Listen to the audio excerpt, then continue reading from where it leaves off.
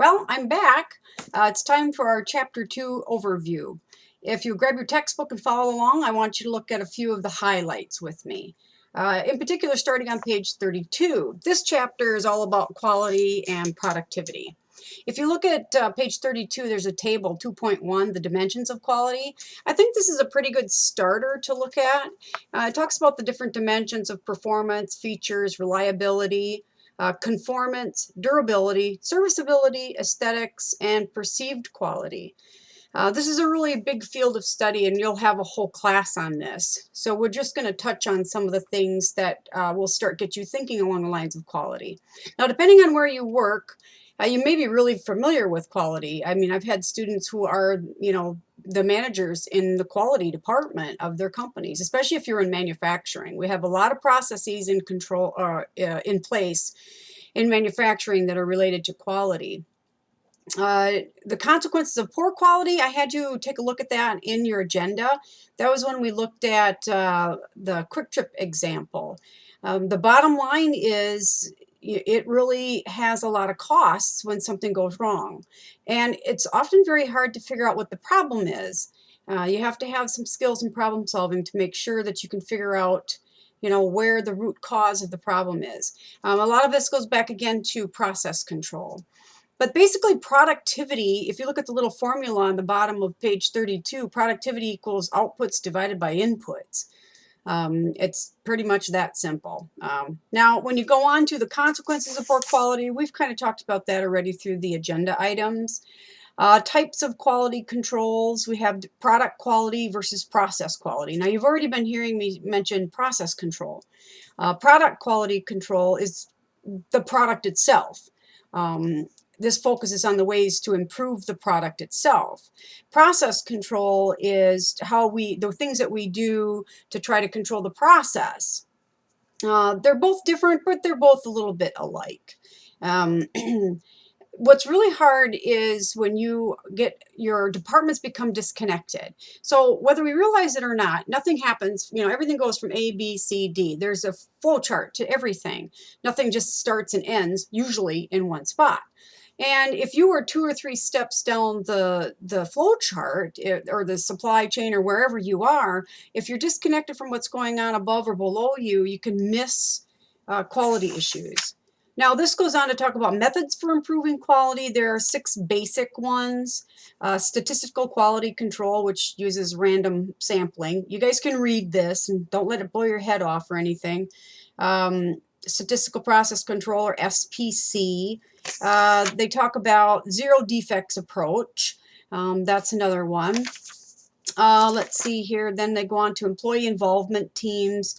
Some of you might have been on or heard this before. It was pretty popular for a while. We're kind of seeing that terminology go by the wayside right now, but all things in business come and go, terminology and all that good stuff. Page 39 is pretty important, though, looking at the problem-solving model that they are using here.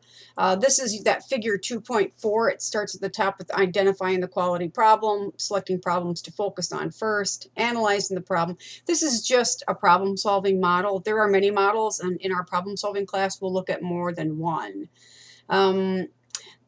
What's really interesting, though, is this particular chapter doesn't talk about root cause analysis, but identifying problems is often that's the first place we make the biggest mistake, and we end up focusing all our energy on the wrong problem because we didn't do enough to actually identify the correct problem. We make lots of assumptions. Six Sigma, oh my gosh, everybody's probably heard of Six Sigma.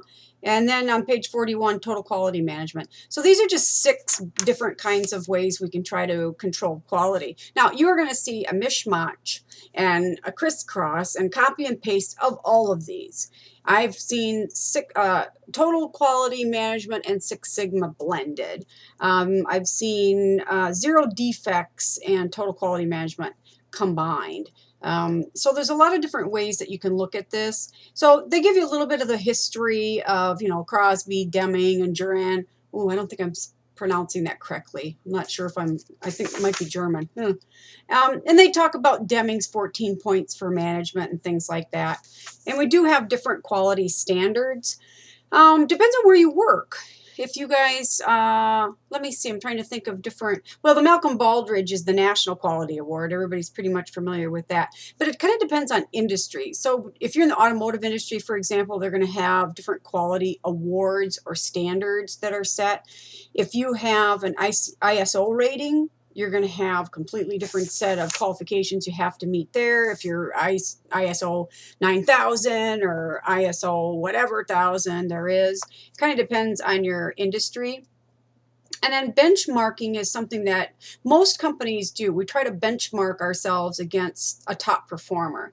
So for example, let me give you an example.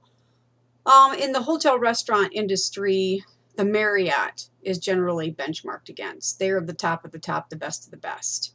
So that's one way that we try to improve quality, is to compare ourselves against somebody who's doing it very, very well, and then try to figure out how they did that, and then try to duplicate it. Then we have different guidelines for quality. You can read that. That's pretty standard stuff. Let me see here, the productivity challenge, trends, you can read that. That's pretty straightforward as well. Measuring productivity on page 49. There's another good table there, examples of inputs and outputs. And that shows you like a bus line, manufacturing versus a hospital versus a police force, because all of these principles apply no matter what industry you're in. Then they get into the technical side of it on page 50. You can look at those formulas. And then improving productivity itself. I love that cartoon on page 51. It says, I don't get it. I turn out a record 370 units, and I don't even get a lousy thank you. Well, look at the mess sitting at his feet. So quantity does not always equal quality. So more is not always better. So they get into the 9 different tools or methods that can boost productivity.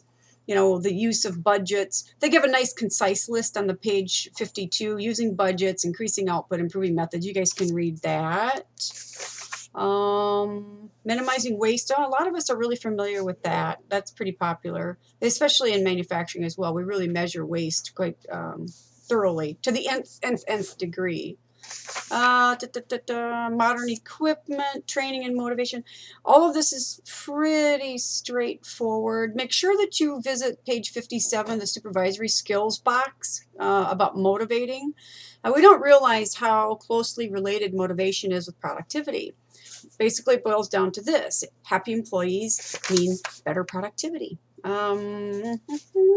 Even the last part of this chapter talks about employee fears about productivity improvement. If you're pushing for improvements or quality improvements to whatever it is, and employees think that they're being pressured to do more with less, or perhaps you're mechanizing, what's the word I'm looking for? Adding mechanization? I'm not sure if that's a word.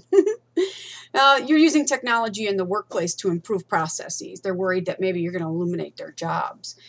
So take a look at chapter 2. I've got you guys doing a few things with controls and how we figure out how to use a control device measured against a standard, and then what are the results if you don't meet that standard. So there you go. There's our chapter 2 overview.